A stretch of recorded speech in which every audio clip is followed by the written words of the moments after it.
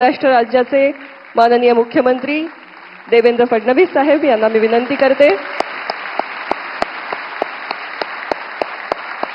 स्वागत.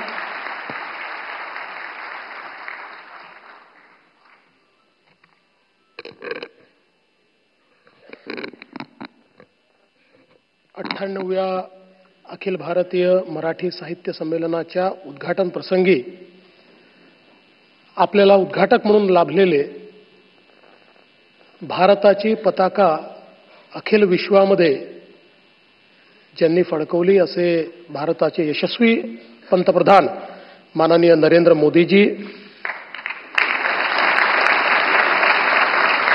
स्वागत अध्यक्ष आणि आपले ज्येष्ठ नेते आदरणीय शरदचंद्र पवार साहेब,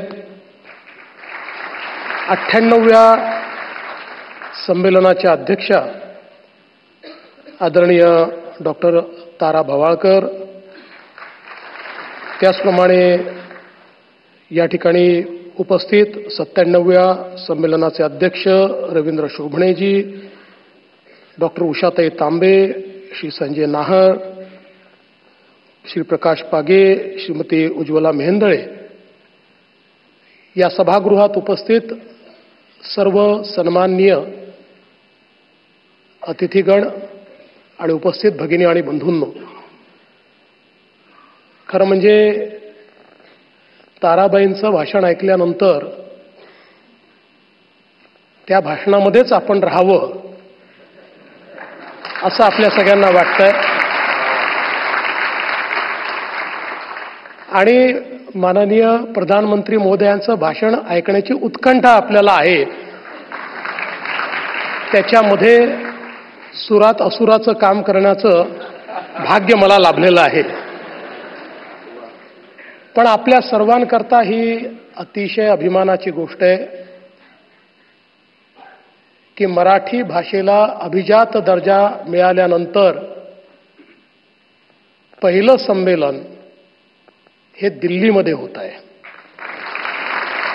मी आदरणीय प्रधानमंत्री महोदयांचं मनापासनं त्यांचे आभार मानतो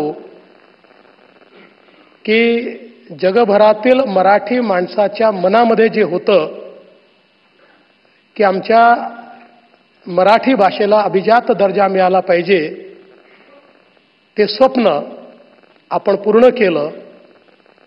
आणि मला असं वाटतं की महाराष्ट्राच्या निर्मितीनंतर पहिल्यांदाच हे संमेलन या ठिकाणी याकरता होत आहे की सरस्वतीचे सर्व पुत्र वाट पाहत होते की कधी आमच्या भाषेला अभिजात दर्जा मिळतो, तेव्हाच आम्ही दिल्लीमध्ये संमेलन घेऊ.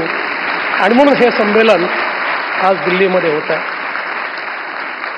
आपल्याला याची देखील कल्पना आहे की परकीय आक्रमकांनी ज्यावेळेस आपल्या भाषेला देखील त्या ठिकाणी एक प्रकारे प्रदूषित करण्याचा प्रयत्न केला, त्यानंतर पहिल्यांदा छत्रपती शिवाजी महाराजांनी हे ठरवलं की संपूर्ण राजकारभारामध्ये मराठीचाच उपयोग होईल आणि राजकारभारामध्ये जेवढे फारसी आणि अरबी शब्द आले होते ते सर्व शब्द बदलून आपले मराठी शब्द त्या ठिकाणी वापरण्याची सक्ती आणि त्याची आज्ञावली ही पहिल्यांदा छत्रपती शिवाजी महाराजांनी त्या ठिकाणी तयार केली.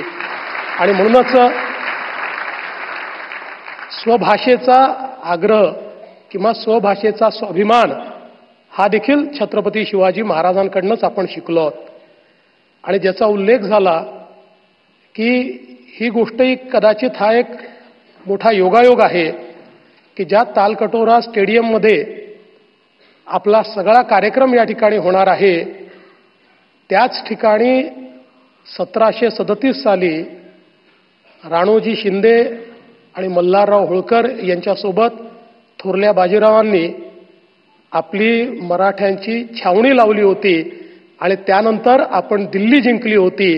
त्यामुळे आता आमचा मराठी माणूस आपल्या विचाराने पुन्हा या संमेलनातनं दिल्ली जिंकणार आहे, हे मला सांगताना अत्यंत आनंद वाटतोय. आपल्याला कल्पना आहे की 1988 साली जेव्हा विश्व मराठी संमेलन झालं होतं आणि पवारसाहेबही होते आणि त्या संमेलनामध्ये पु ल देशपांडेंनी त्या ठिकाणी सांगितलं होतं की जो आपल्या मातृभाषेवर प्रेम करतो त्यालाच माया आणि वात्सल्य काय असतं हे समजतं आणि ज्याला माया आणि वात्सल्य समजतं तो कधी दुसऱ्या भाषेचा दुस्साहस करूच शकत नाही, त्यामुळे तो दुसऱ्या भाषेवरही प्रेम करतो. मला असं वाटतं की मराठी माणसांनी नेहमीच आपल्या भाषेवर प्रेम केलेलं आहे आणि ही जी काही एक मोठी परंपरा आहे ज्याचा उल्लेख या ठिकाणी वेगवेगळ्या वक्त्यांनी केला, त्यामुळेच मराठी ही अतिशय समृद्ध अशा प्रकारची भाषा आहे, कारण ती लोकभाषा झाली आणि त्यातनं जे काही लोकसाहित्य तयार झालं त्यातून खऱ्या अर्थानं मराठी पुढे जात गेली. आणि आत्ताच ताराबाईंनी सांगितलं की आमच्या संतांनी, आमच्या वारकरी संप्रदायाने कशा प्रकारे या मराठीला पुढे नेण्याचं काम केलं आणि लीळाचरित्र असेल, ज्ञानेश्वरी असेल, 12व्या शतकामध्ये इतक्या आधुनिक स्वरूपात आलेले ही जी काही ग्रंथ आहेत ते देखील मराठी किती समृद्ध त्या काळातही होती हे आपल्याला या ग्रंथांच्या माध्यमातून पाहायला मिळतं. आणि म्हणूनच या अखिल भारतीय मराठी साहित्य संमेलनामध्ये दिल्लीमध्ये इतक्या मोठ्या प्रमाणात महाराष्ट्रातनं आणि देशभरातनं लोक आलेले आहेत आणि मला असं वाटतं की मराठी माणूस हा कला, साहित्य, संस्कृती याच्यामध्ये रममाण होणार आहे, किंबहुना त्याच्या ठायी कला, साहित्य आणि संस्कृती वसलेली आहे. आमच्यासारखे काही लोक आहेत की ज्यांच्या ठायी खाद्य संस्कृती जास्त वसलेली आहे, पण मला असं वाटतं की त्यामुळेच या ठिकाणी मराठी भाषा अशी आहे की ज्याच्यामध्ये 100पेक्षा जास्त वेगवेगळी साहित्य संमेलनं त्या ठिकाणी होत असतात आणि सर्व प्रकारच्या विचारांना, सर्व प्रकारच्या मला असं वाटतं बोलीभाषांना त्या साहित्य संमेलनांमध्ये एक प्रकारे महत्त्व मिळत असतं. अशा या मराठीची सेवा करण्याची संधी आपल्या सर्वांना या साहित्य संमेलनाच्या निमित्ताने मिळते आहे.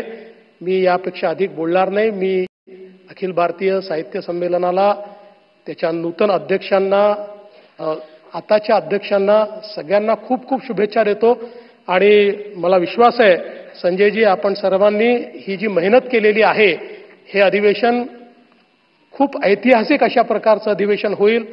2 वर्षांनी 100वं अधिवेशन करायचं आहे आणि 3 वर्षांनी या अधिवेशनांना 150 वर्ष होत आहेत. त्यामुळे ही दोन्ही अधिवेशनं अत्यंत महत्त्वाची असणार आहेत. त्याही वेळी अशाच प्रकारे मराठीवर प्रेम करणाऱ्यांचा हा जो काही मेळा आहे अतिशय भव्य अशा प्रकारचा साजरा करू हा विश्वास मी व्यक्त करतो.